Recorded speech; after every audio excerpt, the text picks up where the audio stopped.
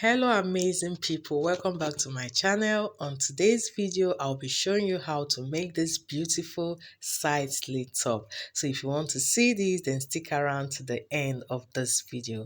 So today I'll be using this beautiful African print, and what I have here is exactly 1.5 yards of African print, and I'm not going to be using it all actually. So the measuring tape, my scissors, my chalks, the ruler are the tools I'll be working with today. So without wasting much time, I'll be laying this fabric on the table, so we'll get started. So the first thing I will do now is to fold my fabric. So you can see I folded this into two first, then I folded it again, making it into four. I folded it in such a way that I have one part wider than the other, so that is 2 inches wider, which will represent the zipper allowance. By the way, I'll be cutting both the front piece and the back piece together. So I have here my desired length, which is 26, and some extra inches of allowance for the hemming at the lower part and the joining at the top part.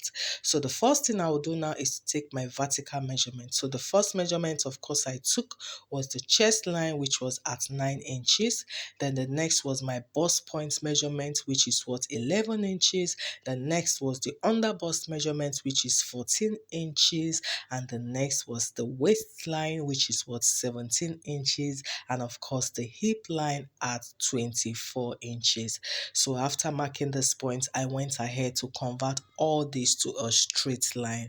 So once I was done getting the straight line, the next thing I did now was to impute my slope. To get my slope, remember the 3 by 8 inches mark. So at that unfold part, don't forget, not the zipper part. The unfold part, I took note of my 8 inches there. At that 8 inches, my 1 inches for the slope. Then that same point, I took my 3 inches and went ahead to use my ruler to connect this point so I could get my slope. So the next thing was to impute my shoulder measurement. Now the shoulder I'm working with was 14, dividing it by 2 was 7 plus 0.5, that's 7.5. So I marked this 7.5 all the way to the chest line. So in doing that, I marked the straight line. So the next thing I will do now is to get what, the armhole curve. So from that slope point to the chest line, you can see I have 8 inches. I got the midpoint, which was 4. I went inwards by half of an inch. You can see me creating my curve now. So this one represents what, my front armhole. So that same point of the midpoint, I also curved it towards the chest line, representing what, my back armhole. So I went ahead to label all these lines. So I have my waistline, the bust point, the under bust, the waist, and of course the hip line. So after that, now I imputed the bust measurement. Now at the chest line, I fixed in the bust measurement, which was 34 divided by 4. I have 8.5 plus extra 2 inches of allowance. Then on the waistline was 28 divided by 4. I had 7 inches marked, and then I had also 2 inches extra allowance. Then also on this hip line, which was 40 divided by 4, I had 10 inches. Then of course my extra 2 inches of allowance. So I would go ahead to mark this point. But before that, because I know I'm going to be creating a slit and it's going to require some extra allowances, so I'll go ahead and add extra half of an inch to all these points I have just created. As we go along, you will understand why I did that. So I'll go now and mark extra half of an inch at every point I have marked. Then now I can now connect all these lines together. So once I was done connecting my lines, I went back now to fix in the neckline. Now the neck width I'm working with was 4. Then the neck depth for the back was 3 inches. I connected this all the way, extended it to the back piece, which is the zipper allowance part. While the neck depth for the front, I used 5 inches. Okay, yeah, it's just simple here. The neck width of 4 inches, the neck depth of 3 for the back piece, then the neck depth of 5 for the front piece. Now the next thing, of course, I was going to do now is to create the dart. Okay, so this dart is going to help us to achieve the slit that we are going to be having afterwards. So I used the bust span measurements here. Now the bust span was 7 divided by 2, 3.5, and 0.5 added to it, making it 4. So I went ahead to mark the 4 inches all the way from the chest line, as you see me doing, to the what, to the lower point of the top. So here I have my bust span marked out already. The next thing I will do now is to get the midpoint of my armhole. So from that slope point where I placing my tape now, I'm covering it all the way to the point where I marked my bust measurement. Not the parts where we have the allowances added, but just where we have the actual bust measurement. Okay, so getting it, I had 10 inches, then the midpoint of 10 was 5. So you see I went ahead to mark out my 5 inches. Then at that 5 inches mark, what I did now is to move up again by 1 inches. Now this is actually optional, okay? That midpoint is okay for you to create your dart, but I just wanted to move up by 1 inches, as you see me marking down now, so that I can just straighten the curve a bit. Like I said, it is optional. So once I was done marking out that extra 1 inches upward, I'll be connecting it all the way to the bust point line. So I use my ruler to mark it from that midpoint of the armhole. I will connect it to that bust point line. So once I was done with that, you can see I have created a princess dart.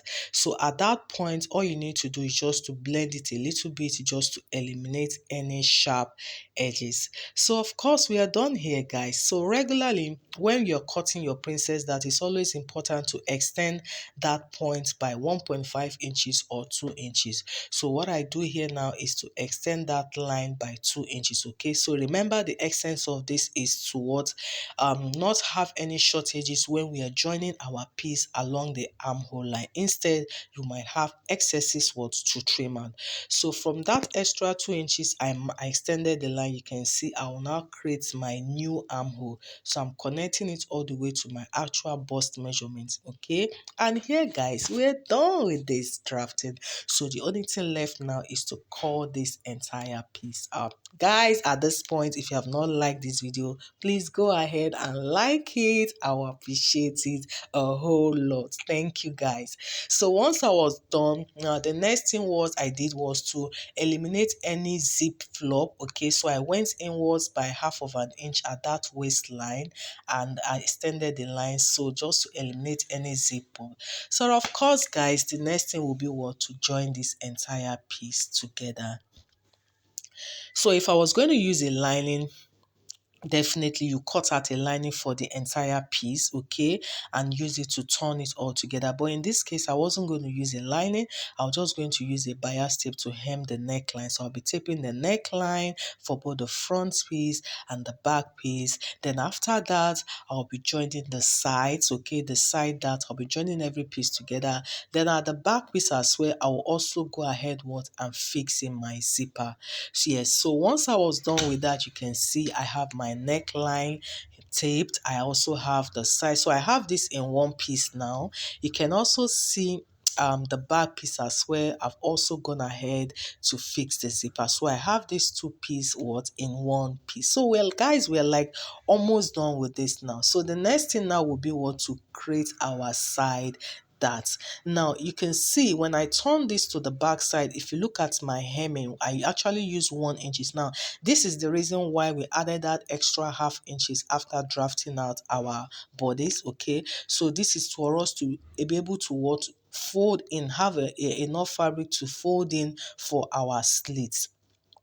So this extra 1 inch, normally 1/2 inch would have been enough, but we really needed to have this 1 inches. Okay, so at this point, you are just going to create out the point where you actually want your slit to be. Okay, yeah, whether you want it towards the right side or towards the left side, wherever it is you want your slit to be, you will just take note of that. So these two extra allowances, like I said, once you're able to locate the point where you want your slit to be, then you can go ahead and trim out the other excesses. So now I'm facing it to the front. So for me to identify where I want my slit to start from, I'm going to be taking my measurement all the way from the shoulder line. Okay, so from the shoulder line, you take the measurement somewhere around the waistline, let's say around 17 or 18 inches. So I marked from that shoulder point, I marked what at 18 inches. So at that point, I indicated the line. Then of course, I'll go ahead to notch it so that I'll be able to know where that point is when I flip it to the back side.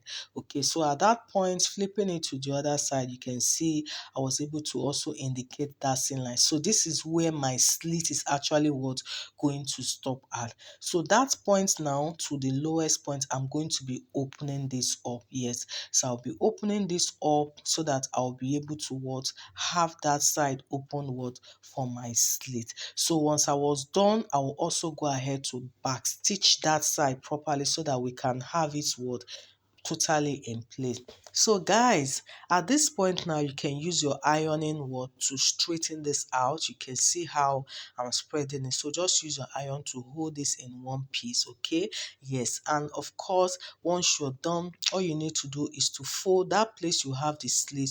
Just fold a little bit inwards, like half of an inch inward. It might not really be up to half of an inch. Just fold it in a little bit on both sides. So I'll use my pin to hold this down. So once I was done holding it down with a pin, the next thing of course was to stitch this all through. Now if you want to use a hemming gun, you can also use a hemming gun by fixing your hemming gun in between the ironing down. But if you don't want to, you can just run your stitch. And at that point where the slit is also important to just stitch it all through. And guys, once you're done stitching this, you'll see that the slit has been created. Then the other piece where you have the extra allowances, like I said, since you're not going to be using it, you can go ahead and trim off the excesses. So flipping it to the right side, you can see how this look. We have just created our side slit, and having in mind that this depends on where you want your slit to be, whether on the right side or on the left side. Guys, once we're done with this, just place the back piece over it. Then of course the next thing will be to join the shoulder with about half of an inch. Once I was done joining the shoulder, at this point is the right time to fix your sleeve. So I'm just going to attach a short basic sleeve here. After that, then I will join the sides. After joining the sides, then I will hem the lowest point of the top. And guys, this outfit is ready, guys. It's as easy as that. That is it, guys, on how to make this beautiful side slit top. If you find this helpful, please do not forget to like, share, and if you have not subscribed to my channel, please don't forget to do that as well. Thank you so much, guys.